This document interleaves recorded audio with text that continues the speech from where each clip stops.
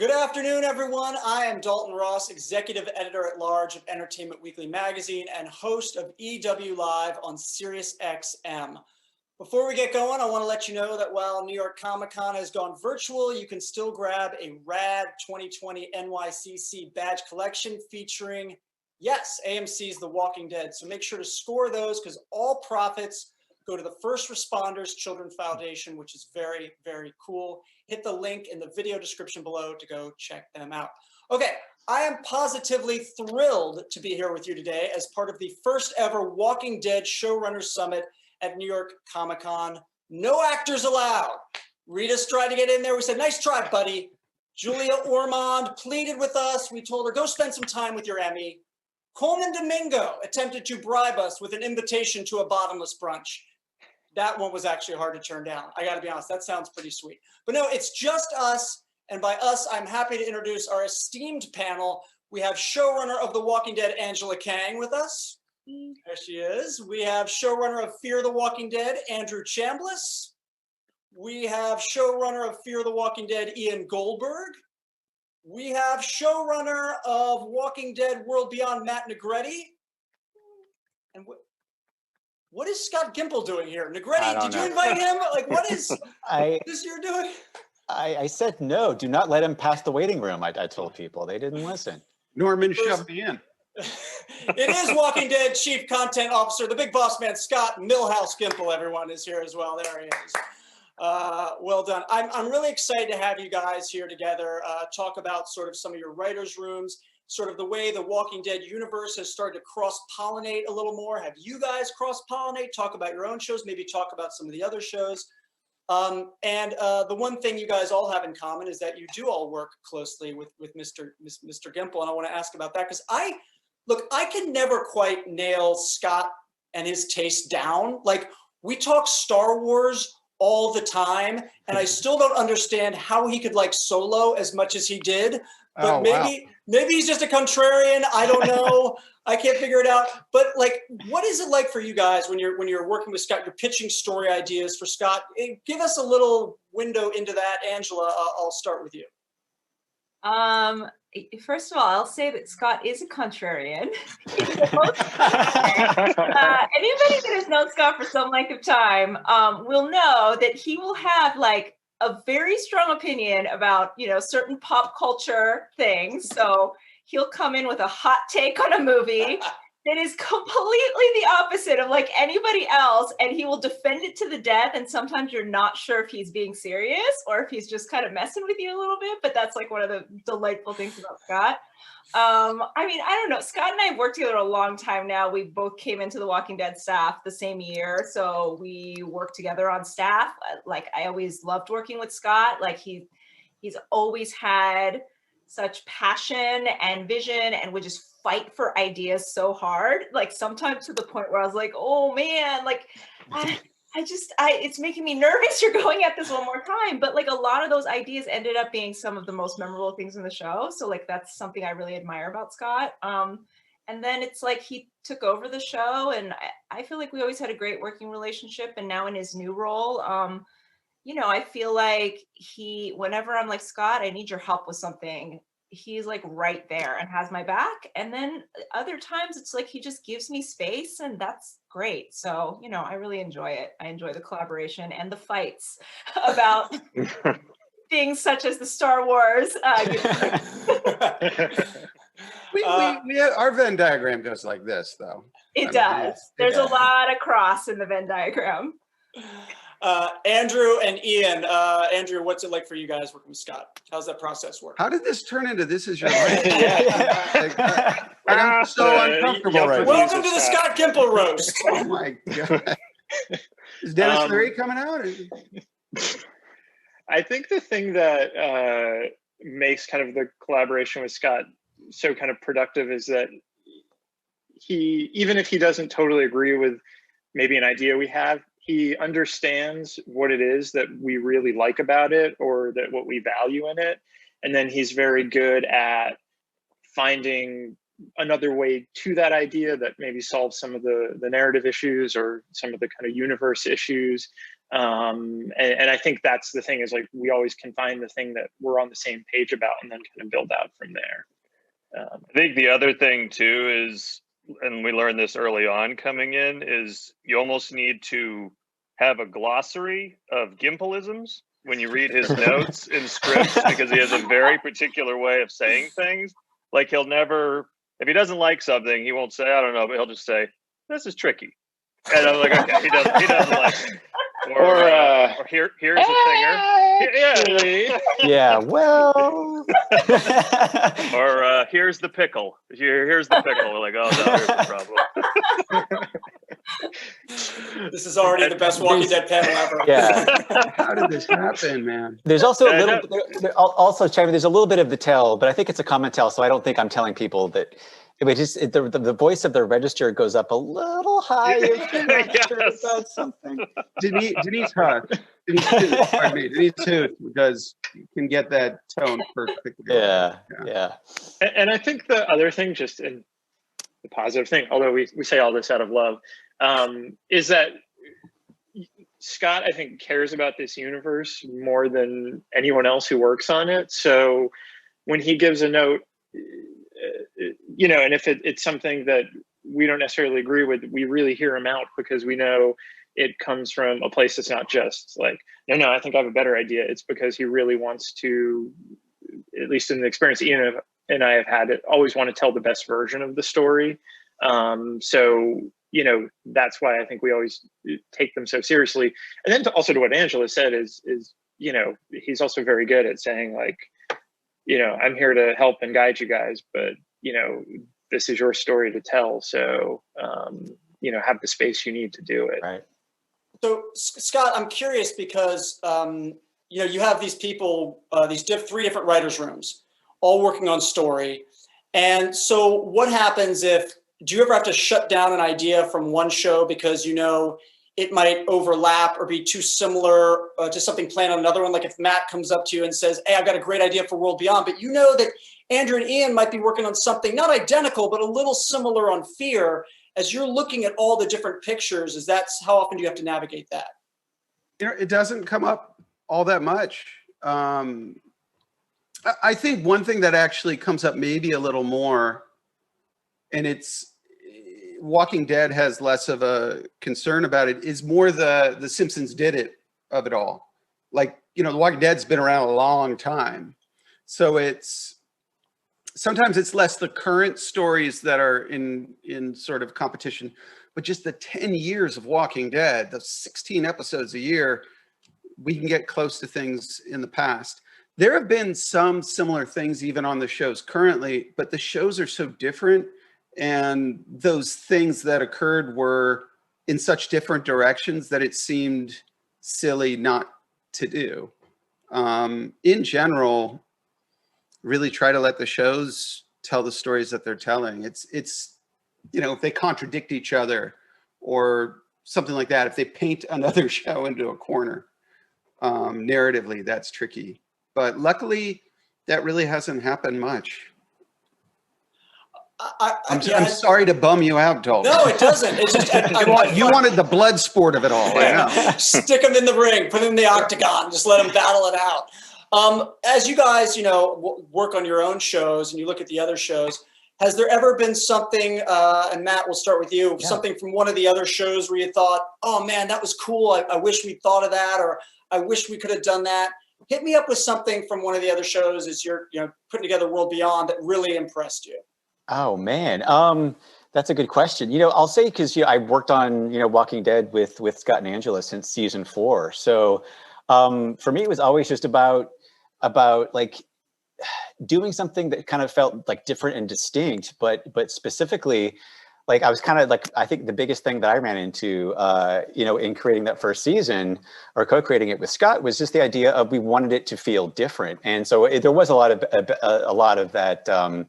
That kind of vibe of like, we did do that on Walking Dead. And, if I'm to be bummed about anything, it's just like, I loved the Whisperer War stuff last season on Walking Dead, and the idea of people walking around, wearing masks. And, I worked with that storyline a little bit season 9, but to kind of see that play out in all of the scope and with Beta and everything, and Samantha Morton, who's amazing. I was like a little jealous watching season, but it was great to watch it as a fan, having worked on that show for so long. So yeah, I would say anything that had to do with the Whisperers. I was just a little part of me was jealous that I wasn't still on there working that storyline along. Angela, what about for you as you watch Fear or what they're doing on World Beyond yet? Something that's just sort of really impressed you or you've really enjoyed from one of those shows? I really enjoy with the other shows. I think tonally they achieve stuff that's different. And I always am impressed with the visuals I've seen from both shows. Like whenever I look at any scenes or trailers, I'm like, oh, they're so pretty. And our show's pretty too, but it's just sort of like a look that we've carried for a while. And so I feel like they've been able to achieve some really different things. And I also love that the shows have these sort of like really intimate cast moments a lot, just because there's smaller casts on both shows. And so we've got like the cast of thousands, which I love. I love that we have this big ensemble. There's so many different people, like all those actors are so lovely. But it's cool to see like when there's storytelling with like, here's something that is coming up that's like, it's like two people like really locked in with each other. Like we're doing a little bit of that in some episodes we have coming up, and it's so refreshing. So I feel like that's something that the other shows do like really well, is like that kind of intimacy of a smaller group. Yeah, just to chime in on that, I remember when you guys were first putting out scripts for season 4 of Fear, and just opening up the scripts to read, because I was so curious, and seeing the cast list, and there were like 4 people listed for that episode. And there was that feeling of jealousy too, of just like 4 people for the whole episode. Because, I think on Walking Dead, we've had cast lists that are definitely the full page and even maybe onto a second page. It's easily. huge. Yeah. It's gotten bigger. But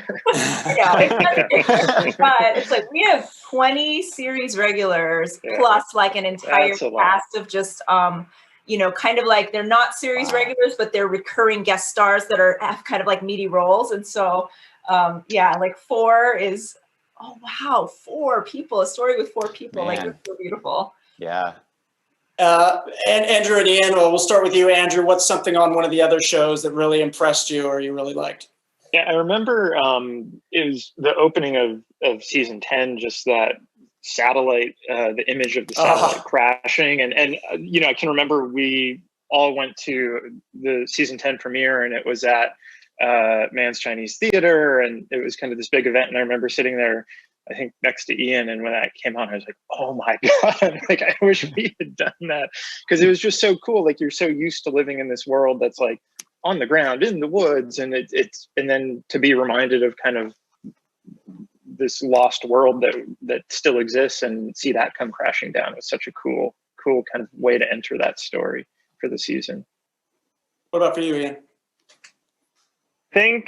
And as I'm thinking about this, we're Andrew and I are a bit spoiled in the sense that we both came into Fear as huge fans of Walking Dead and of the characters on Walking Dead, which are just so iconic and have such history and have gone through so many evolutions. And we were lucky enough that we actually got to merge the worlds of Fear and bring a character like Morgan over from The Walking Dead, and now Dwight, and this season we'll bring Sherry. So we've, I guess, got to have our cake and eat it too a little bit, where we get to continue to tell these stories of characters that started on The Walking Dead and continue to evolve them, while also doing it with the characters from Fear. So it just feel very, very lucky that we got to be some of the people that cross-pollinated the universe. Well, that's a perfect segue, actually, because I want to play a little game with you guys. And the game is called Steal a Character from Another Walking Dead Show. Already did it. I know. So you guys have had a little experience in this matter. We're going to let you guys do it again. But if you could basically pick any character from any show, another show, to import to your own, whom would it be and why? And Matt, we'll start with you. When you went over from Walking Dead to World Beyond, if Scott had said to you, you know what, bring any character you want with you. We'll find a way to make it work somehow. Who do you want? Who do you want stolen and why? Or you can steal someone with fear. Lord knows Ian and Andrew have had no problem stealing from you in the past. So it can be payback to them. Who do you want to take? Oh boy.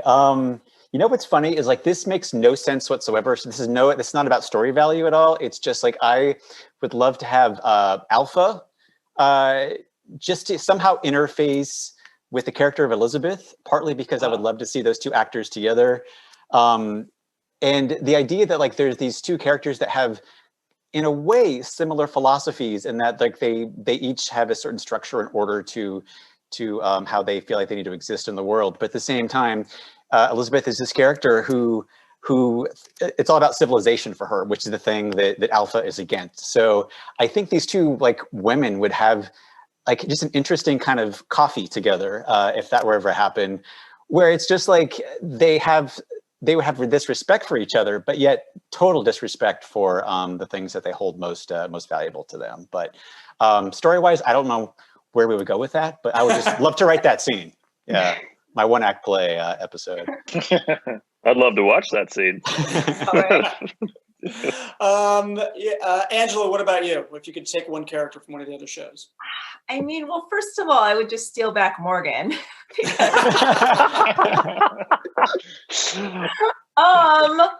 Oh my gosh. I mean, I think I would really love, is it June? That's Jenna's character. Yeah. Like, I think her, and then Elizabeth, but like, I think like those strong women, I think I would love to work with those actors. And I just think like they bring they're very dynamic, and it'd just be really fun to drop them in the middle of our world and have them interact with like Daryl and Negan and see them hold their own. So I don't know. I really admire those, those strong female characters that are out there kind of kicking ass on those shows. Andrew, not only is this not fair because Andrew and Ian have already taken 3 characters, but there's 2 of them. Yeah. There's 2 of them, so they're about to take soon to be 3. Yeah. Dwight too. I'm gonna say dog, so that we could have a companion, and we're dying to do a Milo and Otis episode. For real, but we need Skidmark to have a friend to do it with. So that's my answer. I'm going to go with Negan from Walking Dead, just because I absolutely love the character, and I think Jeffrey is phenomenal. It's just been such a powerhouse and so many sort of different colors and evolutions there. And also Dwight has, just when Dwight went through a great evolution toward the bright side in season 5, it would be interesting if his old pal Negan showed up on Fear. And then I would say from World Beyond, Andrew and I are immensely jealous that, Matt, you get to play with so much CRM storytelling, because we loved getting to do that with Al and Isabel in season 5. And every time we tried to go much further than that, Scott protected it for World Beyond. Not yours. Right? Yeah. Like on Walking Dead too, there are times where like, what if we? And be like, can't go there. I know our writing staff got tired of us saying like, no, we can't do that. Don't even bring up the 3 rings. Don't even I love how like territory. like 5 minutes ago, I asked Scott, "Do you ever have to shut anything down from anyone?" He said, "No, never, not a problem." It's like, what is that? Yeah. Okay. I'll take that. Fair play. Scott, but like as we are talking about the cross-pollination between the shows, and as we are talking about the CRM, obviously, and World Beyond, look, you told me World Beyond is taking place in basically about the same time frame, at least with Walking Dead, and as we see that they're trying to make a quest towards New York, they're at least sort of heading east. I mean, is there a chance any of these characters that we've seen before on these shows could meet up at some point in some fashion? There's absolutely a chance. And you know what happens with these questions. But I'm waiting for the specific hedge. All about ambiguous hedges. I will say there's something we're working on that's kind of far afield that that has some crossover-y elements to it. That's about as hedgy as I can get, but there really is a chance. There's a far-flung story that I won't even say much about who's working on it because it would reveal some stuff. But there's plans. How about that? There's plans. All right, fair enough. Is that good? Yeah, that's good enough. Look, I want to talk about more plans. We know about that was announced, the Walking Dead anthology series that's you're going to be working on. That's going to sort of take a look at different stories, and some of these stories may involve characters we've already seen, characters we've already lost. I'd love each of you guys to pitch a character backstory or gap filler from your Walking Dead show that you'd like to see on the anthology series. It could be a current character where you want to fill in some gaps. It could be a character who died along the way that you'd like to get another look at. And I will even get us started. I'm going to pitch one to Scott right now. Scott, Dr. Edwin Jenner. Oh, yeah. Blew up the CDC back at the end of season 1. I want to see him. I want to see dearly departed and zombified wife Candace back at the beginning when things went south. Your thoughts on that? That sounds awesome. Okay, it's done. Just like to talk more. That's the sort of things that we're looking to do. I mean, full on. Not all of them will be like characters we knew.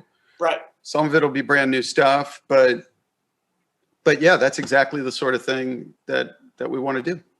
All right, Angela, give me a pitch for the anthology series. Oh my God. Well, I really want to see the Abraham, Rosita, Eugene on the road story. Like, I think that's super fun.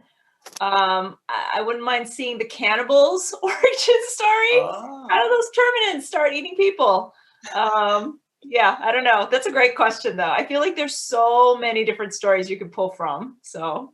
Yeah, without a doubt. Matt, I what mean, do you think? this is like an all-star writer's room here. Mine, I can't get too specific on. I would love, there are 2 characters that have not yet appeared in World Beyond that I think have a very interesting backstory. And it seems like they've had quite a few adventures that have occurred leading up to when they appear later on in the series. So I would love, this is such an evasive question because I can't spoil anything, but they're like a pair in the apocalypse that I don't think we've seen before. So I think there would be some potentially madcap adventures that and they show up as a pair, Matt. So just so we'll know when we see them, do they come as a pair or are they separate characters, separate stories? I will say there's oh boy, that's a good question. I would say that they appear potentially separately, Okay. but they have a link. Linkage happening. Yeah. Okay, fair enough. Yeah. Ian, let's go to you. Give me something you're going to pitch for the anthology series from Fear. I'm going to go with Virginia, and I would very much like to see the beginnings of Virginia's empire building before she was Virginia the Great. Like it. Good. We're getting those keys all together. It's a key factory. She worked in a key factory. We have the teaser. That's right. Yeah. Andrew, what about you? All right, I've got 2. From Fear, I would like to see the cosmonaut that Victor Strand spoke to over the radio, and see if he's still floating around in space. And then from The Walking Dead, I would love to see an Eastman Tales from The Walking Dead. Yes. So I'm just going to put that in your ear, Scott. That's great. No, this is a good season 1. Done and done. Scott, you've got to write the Eastman one, though. I want to talk to Mr. Lynch first, but yes. Yeah, he'd be game. We've talked a little bit about it. So. Fear's still not here. Yeah. Here wasn't Okay, I'm here. not Yeah. sure about the title, but we can workshop that. Okay. Puns always go to Matt. Oh boy. Listen, we know that Fear is recently going back into production. Walking Dead is gearing up, going into production, and soon World Beyond is going to be there before you know it as well. Really curious, Angela, you and I already spoke kind of in terms of COVID, how you guys are handling on set, the precautions you're doing. I'm curious whether for you guys, is what we're going to see on screen impacted at all? You know what I mean? There's certain things and ways that you guys would film. Are there going to be any limitations? Are you guys going to have to be creative to sort of film in a different way or tell stories in a different way? How is all that going to work? Angela, start with you.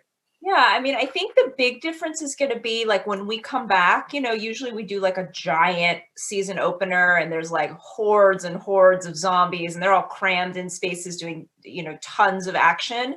And so it's not going to be that kind of thing because we can't have 300 zombie extras and like people like faces smashed together with like mouths like all over the place. But the thing that's been really cool is I think we've had to think outside the box, like how to make things still feel really scary and really cool and really emotional while being a little more just cognizant of like how many people are in a scene. Like, are there ways to do this like where people are not like constantly like in each other's faces? So hopefully when the audience watches it, they won't really like feel the things we're doing. But if like you're really to like analyze like scene by scene, like, oh, hey, like where is that scene with like 300 zombie extras? Like that stuff won't be there. But, you know, we've chosen to go in the other version of like the Walking Dead tradition, which is like dive really deeply into kind of like these really cool character stories. And I think that that is also the Walking Dead. And so hopefully people will enjoy stuff like that. You know, we've got definitely a story that I think a lot of comic book fans have been waiting for a long time. And I love the script. And so, you know, we'll get to tease things in a different way. So there's limitations, but I think it's actually been a really fun creative challenge at the same time. Yeah, Very cool. I'll just really quickly say that I've also read a couple of those scripts that are amazing. They're so good. So I think people are going to love them. Oh, thank you. Yeah. I hope so. You know, we have some amazing directors, amazing actors. We just cast somebody that I think will certainly those of us in this age range will be very excited about. And so, you know, it'll be good. Well, Andrew and Ian, you guys have started filming. Just what's it going to be like in terms of what we've seen on screen? Any differences, or how are you guys having to figure things out? We were pretty fortunate in terms of not having to change the creative all that much because we were already kind of in this anthology storytelling mode where the scripts really were these kind of deep dives on 2 or 3 characters. So we've had to make some adjustments, and then, you know, we're fortunate that, you know, we've got Michael Satrazimis down in Austin, and he's come up with some clever ways to shoot the scenes that do have more people in them, where we're able to block them in ways that people don't all have to be on set at the same time, just to kind of ensure everyone's safety. But it's exciting to be back in production and see dailies coming in again.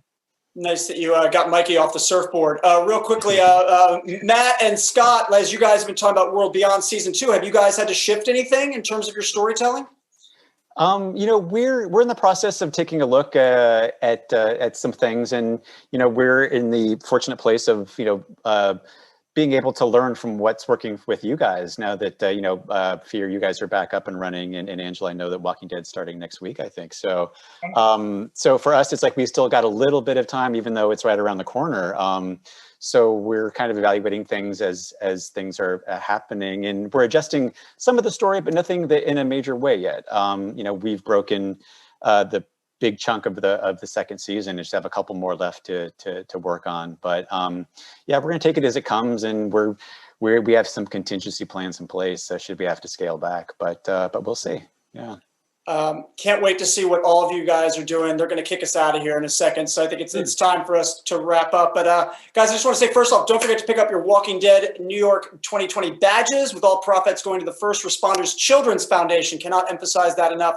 I want to thank our panel: Angela Kang, Andrew Chambliss, Ian Goldberg, Matt Negrete, Scott Gimple. Fear the Walking Dead and World Beyond will be airing this Sunday night on AMC, and The Walking Dead will return in the spring of 2021. Until then, please, everyone, stay safe, stay sane, and stay tuned right here to enjoy the rest of the Comic-Con metaverse. All right, say goodbye, folks.